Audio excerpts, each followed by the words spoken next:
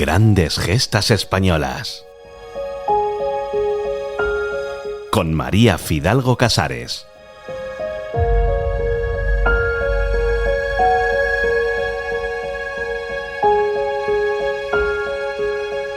Esta semana, hace exactamente 60 años, en agosto de 1965, moría Julia Minguillón.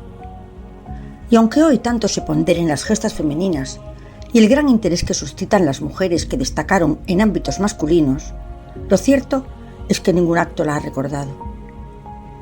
Y su gesta comenzó en Vilapol, una pequeña aldea cercana a Villanueva de Lorenzana, oficialmente hoy Vilanova de Lourenzá, en la Mariña de Lugo, en el otoño de 1940. La artista Julia Minguillón estaba pasando unos momentos muy difíciles. Con las emociones a flor de piel, ya que acababa de perder al que sería su primer y único hijo nonato, un día, en uno de sus solitarios paseos, llegó a una pequeña edificación. Tenía la puerta abierta y las ventanas, y no pudo evitar asomarse. Y contempló una escena infantil que la cautivó. Una docena de niños de distintas edades se remolinaban en torno a una maestra que leía con voz dulce y melodiosa. El mobiliario era escaso y humilde, y no tenía más luz que la luz natural, ni cortina más que un trozo de saco. Y enseguida lo sintió, la imagen tenía que pintarla, y además tenía que comenzar cuanto antes.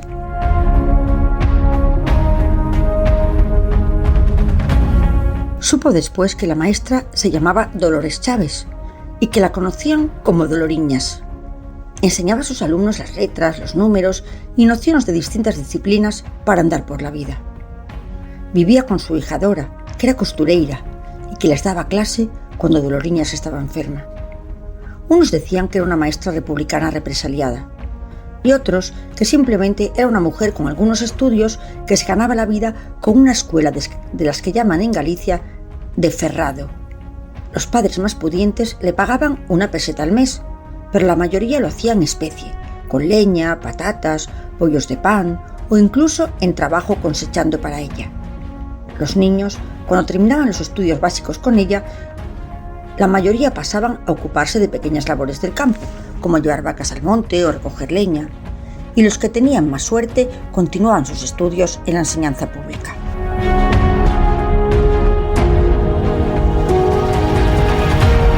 Al terminar la jornada lectiva, Julia habló con Doloriñas y le planteó la cuestión. Y el primer sábado, sin ella esperarlo, aparecieron los niños en su estudio, acompañados de sus padres para ser retratados. Pero la artista se llevó una gran decepción, porque llegaron vestidos de domingo, es decir, con sus mejores ropas. Y no quería eso. Y entonces se dio cuenta de que para poder transmitir autenticidad tenía que pintarlos tal y como eran, en la propia escuela, durante las clases cotidianas. Y así fue, y durante un tiempo se trasladaba allí con su caballete y desde la puerta, contemplando lo que allí acontecía, iba tomando apuntes de lo que veía. Uno de los supervivientes de aquellos niños, hoy casi centenario, recordaba que cuando llegaba Julia les daba 3 galletas, lo que en la inmediata posguerra era todo un regalo. La escuela tenía 20 alumnos y ella hizo retratos individuales de todos, pero solo elegiría a 11 para que pasaran al lienzo final.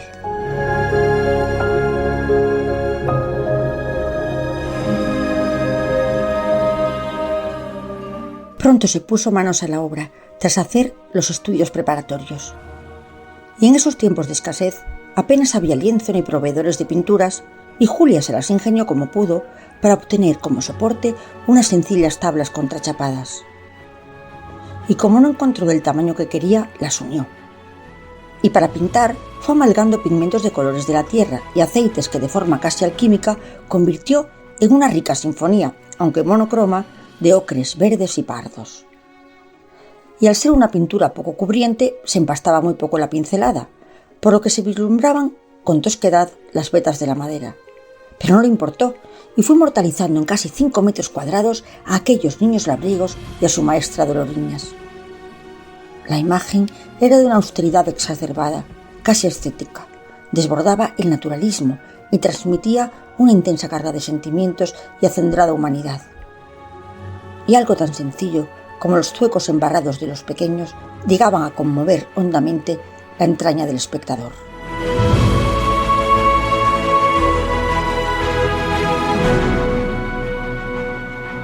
Julia Minguillón había nacido en Lugo en 1906. Sus primeros años transcurrieron en Vilanova de Lourenzá, donde su padre era boticario. La villa era un prodigioso enclave en torno a un monasterio benedictino fundado por el llamado Conde Santo en el siglo X. Y autores como Rilke o Ramiro Fonte, entre otros, escribieron que en la infancia está la patria del hombre. Y en esta infancia, en plena Galicia profunda y labriega, creció Julia, conviviendo con las esencias más puras y profundas de la tierra que, según los teóricos del Resurgimiento, subyacen en el mundo rural. Pero con 17 años sorprendía a todo Lugo exponiendo en un céntrico escaparate un excelente retrato de Gascarilla, un conocido vendedor de periódicos. Su realismo impresionó, y poco después la Diputación de Lugo decidió otorgarle una beca para la Academia de Bellas Artes de San Fernando. Y cuando terminó los estudios fue valiente, y en 1934, en plena furia anticlerical del Madrid de la Segunda República, se presentó a la Exposición Nacional de Bellas Artes con una obra religiosa, Cristo en casa de Marta y María. Obtuvo una tercera medalla y coincidió con otro pintor, Soria Aedo, que con coraje presentaba el demoledor Turba sin Dios, que analizamos en primicia en el debate.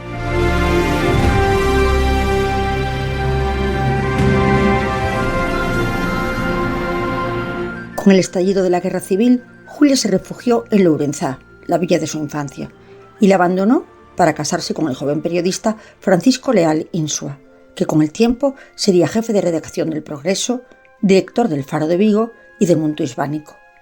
Y el artista le iría acompañando en todos sus destinos profesionales. Pero un año después de su boda, tuvo que volver a Lourenzá para vivir en soledad su tristeza por la pérdida de su primer y único hijo. El entorno telúrico fue el regazo vital de Julia, en el que gestaría su magna obra, la monumental Escola de Doloriñas. Y volcarse en la ejecución del lienzo fue una catarsis emocional para poder recuperarse.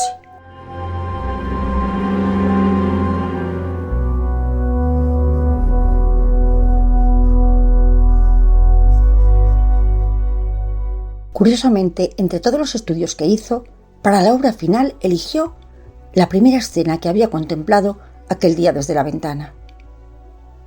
Vemos una sala de reducidas dimensiones. La maestra Dolores Chávez de Oloriñas, en su tarea de enseñar, lee rodeada de una docena de alumnos. Algunos niños hacen sus deberes en pequeñas pizarras y otros portan sus cuadernos o libros, probablemente el silabario o el catón. Y al fondo una ventana deja vislumbrar los montes circundantes, modulados en 3 gamas tonales. Y el paisaje acusa un lirismo imbuido de saudade gallega o pura melancolía. Con una ambiciosa composición en aspa, la escena está plasmada desde un punto de vista elevado, y la definición del espacio roza la genialidad, ya que lo construye con unas líneas básicas casi imperceptibles, y en un alarde técnico lo articula recogiendo los infinitos matices de un solo color, el color de la tierra. Y es que Minguillón enfatiza la realidad a través de la austeridad. De ahí la reducida gama cromática y el soporte, como dijimos, unas sencillas tablas contrachapadas. Con un dibujo casi insuperable, la luz va modelando cada figura, desde la niña distraída al adolescente púber en un total de 11. Un conjunto exquisito de retratos individuales a los que da una corporeidad casi escultórica en manos y cabezas, pero sin perder de jamás un ápice de delicadeza.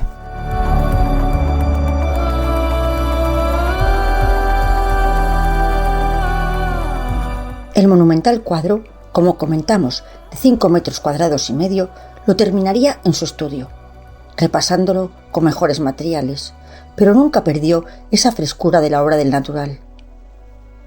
Y entonces lo decidió, lo presentaría al certamen más prestigioso del país, la Exposición Nacional de Bellas Artes.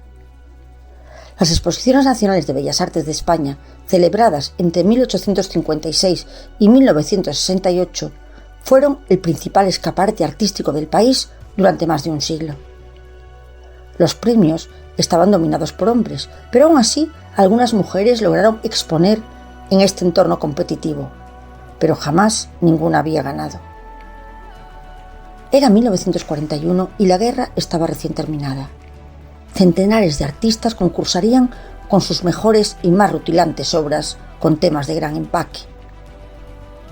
¿Habría sitio para su pequeña escuela gallega? Pues por supuesto que lo habría, y una vez colgado en el Palacio de Exposiciones del Retiro, entre 500.000 de obras y miles de visitantes, todas las miradas empezaron a dirigirse a Doloriñas y a sus niños. No dejó a nadie indiferente. Según recoge la crítica, gustó a Capuletos y a Montescos. Tanto es así que fue la obra ganadora y convertiría a Julia en la primera mujer y única en la historia del arte español que lograría la anhelada primera medalla en el certamen. Y lo único que pidió a su marido por ganarlo fue que le dejara adoptar una perrilla callejera, Tila, que acabó siendo su gran compañera. El lienzo tuvo un rutilante periplo por salas nacionales. Traspasó las fronteras de una Europa en plena contienda bélica y se expuso en Berlín, en la Bienal de Venecia de 1942, y de ahí saltó a América y a los Estados Unidos. Y después, la Escola permaneció 2 décadas en Sevilla, muy lejos de su Galicia originaria, hasta que se trasladó al Museo de Lugo.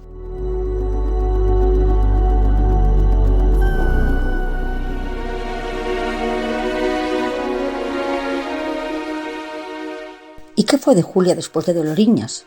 Pues siguió trabajando con excelencia, haciendo retratos de encargo y exposiciones colectivas en Madrid, París, Nueva York, San Francisco, Londres, Berlín, México y Buenos Aires, y algunas muestras individuales con gran éxito. Y fue también una de las primeras mujeres miembro de la Real Academia Gallega. Pero entrados los años 60 se le detectó una grave enfermedad y quiso que su última obra fuera especial, y mientras sus fuerzas se lo permitieron, continuó pintando y logró terminar Agonía. En una época en la que la pintura religiosa estaba obsoleta, plasmó la crucifixión de Cristo y presentó un espectacular Jesús imberbe en posición serpentinata, con 4 acompañantes al pie de la cruz que transmiten la grandeza y sencillez de Zurbarán, tal vez queriendo congratularse con el Dios en el que siempre creyó y con el que sabía, como católica, que se encontraría en breve. Y en agosto de 1965, hace exactamente 60 años, llegó su muerte y llegó el olvido, y como dicen ahora los cursis, fue víctima para la posteridad de una poliédrica cancelación. Los motivos son largos de explicar y van de lo político a lo sociológico.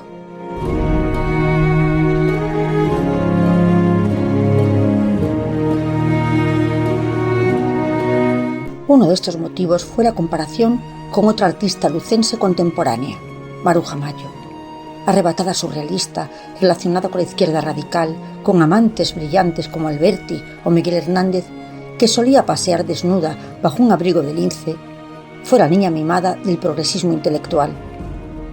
Y frente a ella, los cargos contra Julia Minguillón eran demoledores. Era un personaje discreto, academicista y una mujer católica, felizmente casada, que pintó y vivió adaptada al tiempo que le tocó vivir. Tildada ridículamente de franquista por no haber mostrado las actitudes contestatarias que tanto atraen a los críticos. Su única excentricidad fue querer enterrar a su perra Tila en una tumba frente al mar. Valoraciones que rayan lo absurdo cuando hay que hablar de poderío artístico, algo que Julia tenía con creces, pero la realidad es que han sido losas sobre su reconocimiento artístico.